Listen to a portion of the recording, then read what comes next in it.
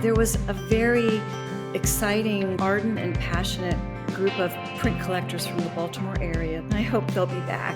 But I was really impressed with the range of presses at the Baltimore Print Fair, from very blue chip to emerging presses. And they always treated you very well there, and it was a lot of fun. And it was something that I've always wanted to do. Susan, I'm so glad we're here talking about the Baltimore Fine Art Print Fair, and we're so excited to have you come to it. Can you tell people who you are and what the press is about? My name is Susan Goldman, and I am owner and operator of Lily Press, located in Rockville, Maryland. And I'm an artist and a passionate printmaker who began my press in around 2005, printing for artists in the area. And my practice has grown in the last, 10 to 12 years, expanding into many areas of printmaking and working with artists from across the country and around the world. Lily Press offers all types of printmaking. We do everything from digital to fine art, hand, traditional printing.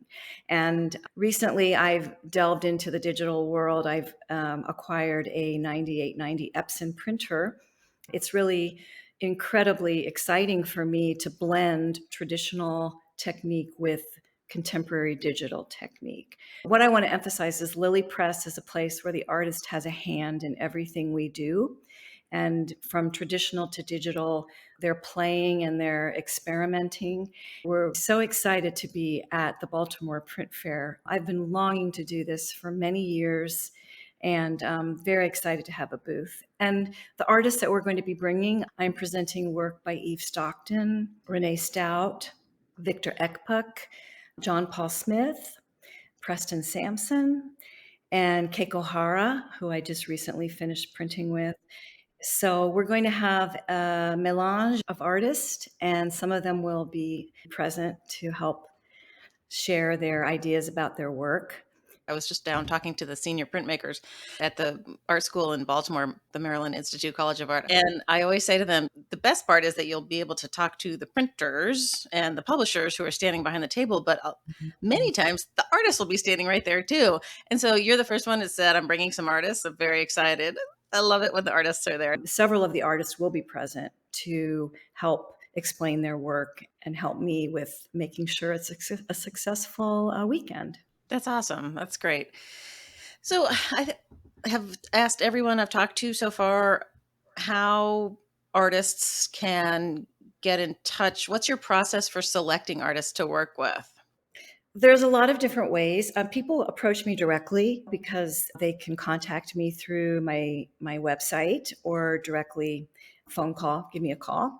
Sometimes artists will come and say they've received a grant award and they want to come and work at the studio and make prints. Oftentimes painters, sculptors who've not made prints want to explore the possibilities of expanding their work that way.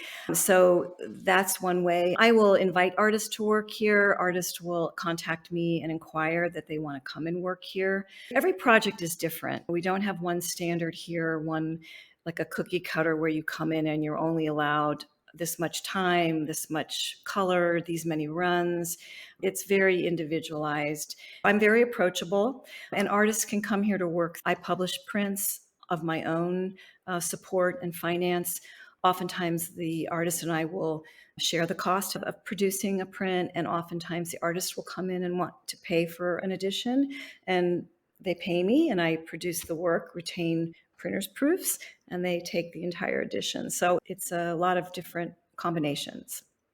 Is there some of the shops have artist residency living space for them? Do you have any of that? There are artist residencies here, but they do not live on the premises.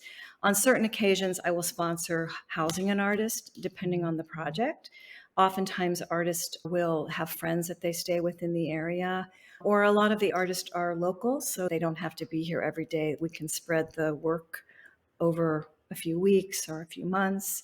But on occasion, if it's a really important collaboration, I will make sure that their lodging is provided. Excellent. What made you decide that Baltimore was the fair to start up with after the pandemic? Well, I worked for Pyramid Atlantic for 10 years back in the day. and we used to do the Baltimore Print Fair. And I was so impressed with the quality of the fair because it wasn't too big, it was just the right size. There were very high caliber studios there. And there was a very exciting, ardent, and passionate group of print collectors from the Baltimore area that were not in the Washington, D.C. area. I hope they'll be back.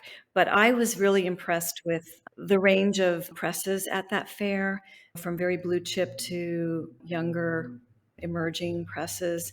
And they always treated you very well there. And it was just a lot of fun. And it was something that I've always wanted to do. So I'm so glad that you are back on the block, as they say. Yeah, I have to remind everyone who's watching that this fair is in the spirit of the former fair, but it is not associated with the Baltimore Museum of Art in the sense that it was in the past.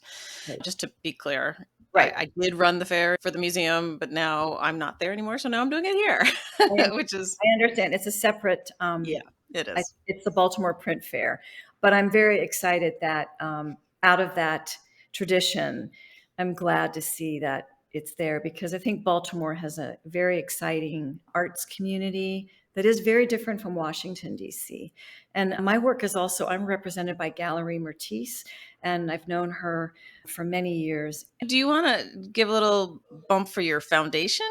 There's several parts to me. There's Lily Press, and then there is Printmaking Legacy Project, which is a nonprofit that I've established to preserve the legacy of printmaking history and print artists. So tell us what the website is for the foundation. It's www.printmakinglegacyproject.org. And if you go, there's under the portfolios and documentaries, you can see short docs on a lot of prominent, very important printmakers and people that have contributed to the history of printmaking and the methods and education. And I have been since 2014 documenting the history and legacy of artists throughout the United States and how printmaking came from the Midwest and expanded across the country. I'm very excited about that, and I'm currently working on several artists as we speak, particularly the history of African American printmaking in Washington, D.C. in the 70s. Percy Martin is an artist who I'm working with, who's an artist who was one of the first African American students admitted to the Corcoran in the late 60s. And he's a phenomenal printmaker. And I'm going to be having some of his prints at the print fair because I think he's needs visibility. So those are the kind of things that I do. Lily Press blends a typical publication of prints, but also there's a historical aspect to some of the people I work with that I'm trying to weave into the Printmaking Legacy Project. Well, and you printed with or for Catlet? I did. So she was the first artist that really was the kickoff for Lily Press. I organized the Southern Graphics Conference in 2005 in Washington, D.C., and Elizabeth was the emeritus awardee. And it was my job to shepherd her around. Oh, poor me. For you, yeah. 93 at that time, or 92. I got to be very close with her through that experience. And Joe Segura, who owns Segura Publishing, is now closed, but he was at the conference. And I said to her, you really ought to print with my friend Joe, because she does beautiful lithographs. There was this lithograph that I have of hers called Black Girl. We traded this lithograph. I couldn't believe it. And she goes, well, I'll make a print, but only if you come along. You come to Mexico. Because at the time, Joe's assistant had a studio in Cuernavaca. And so that's where she was living. So we agreed to print with her and come to Cuernavaca and do prints. Well, this is a fantastic story. So Joe and Brent Bond, who's his assistant at the time, we flew to Cuernavaca and Elizabeth was gone. And we knocked on the door and they go, Senora Mora has gone to New York. We were like, but it all worked out that we got her linoleum blocks. We left them there. And Brent went back. So we co-published this Mimi print, which is a pivotal print for my beginnings. And it was one of her last prints that she did in her late 90s. What an honor. Yes. And she's an amazing Wow, that's amazing. Right. Yeah, So, yeah, so I'm very excited. I'm going to build my model. My husband's an architect, so he's going to come and help me install and everything. So, great. no, but I'm really looking forward to it. So, I will have artists there, I'm sure. I'm very excited.